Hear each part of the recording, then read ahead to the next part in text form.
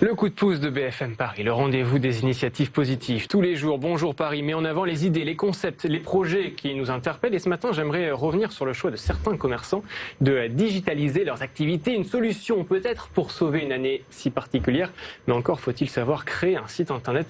Et c'est là où intervient le réseau des grandes écoles spécialisées qui aident ceux qui le souhaitent. On en parle avec notre invitée Annabelle Bismuth. Bonjour. Bonjour. Merci beaucoup d'être avec nous, directrice académique du réseau GES. C'est un appel à projet et à la suite de cela, il y a toute une phase de soutien à la création, c'est ça?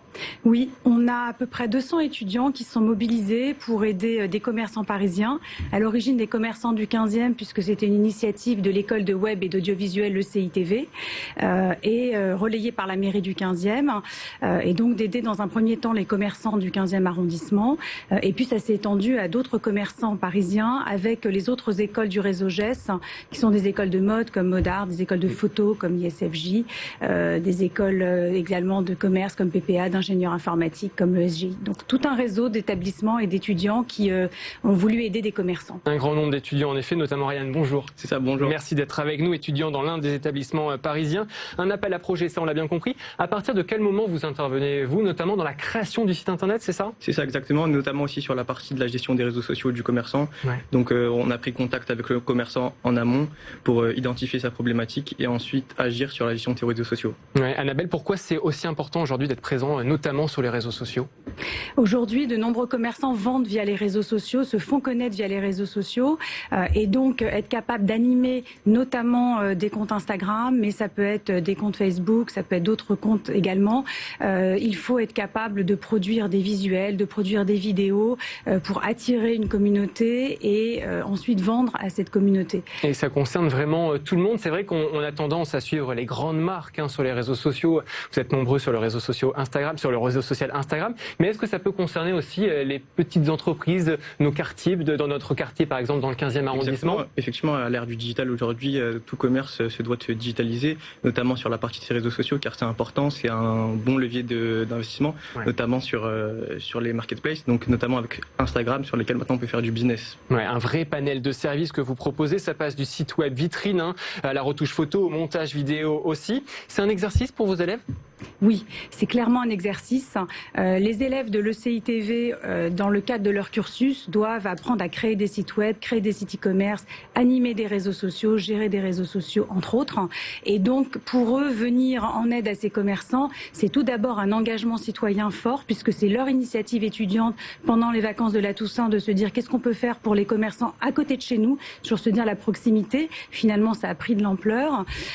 Mais c'est aussi l'opportunité pour eux de mettre en pratique des compétences qu'ils, pour certains, viennent d'acquérir. C'est le cas de Ryan qui est en première année, il vient de les acquérir et il les met en pratique. Oui, Ryan, il faut travailler dans l'urgence parce que cette crise sanitaire, malheureusement, elle a un peu bouleversé toutes nos habitudes et notamment pour ces petits commerçants.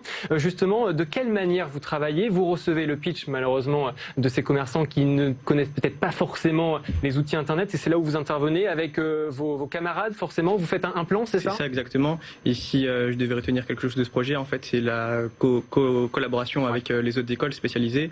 Donc on a travaillé avec Modart, Effet Photo et moi de l'ECITV sur la partie web et gestion des réseaux sociaux. Il y a une certaine pression que vous sentez, vous, corps enseignant, autour des élèves, autour de ces projets-là?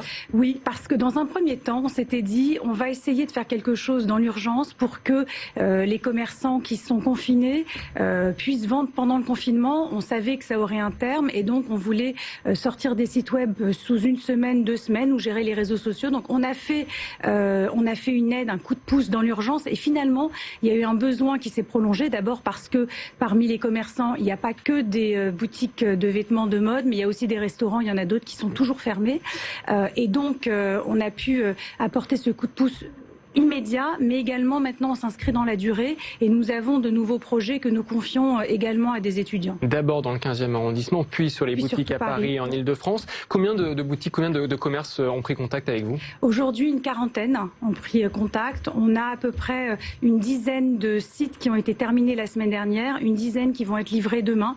Donc on aura la moitié qui auront été sites ou applis qui auront été livrés. Et puis parfois c'est des coups de pouce, tout simplement prendre des photos, rédiger des articles, des communiqués de presse, et donc ça c'est déjà terminé. C'est une expérience très particulière, on imagine, pour cette première année. Vous êtes tout jeune. C'est une initiative, en tout cas, un exemple que vous garderez en mémoire pour la suite de vos études, j'imagine, Ariane. Bien sûr, c'était une expérience très enrichissante avec laquelle on a pu mettre en pratique ce qu'on a appris en cours et le mettre à profit des commerçants. ecitv.fr/webproject pour ceux qui souhaitent justement proposer certains projets à ces élèves. Merci beaucoup à vous deux d'avoir été avec nous sur BFM Paris. On va mettre évidemment toutes les adresses sur nos réseaux sociaux parce que nous aussi on a nos réseaux sociaux et puis aussi sur bfmparis.com. La météo, Virgilia.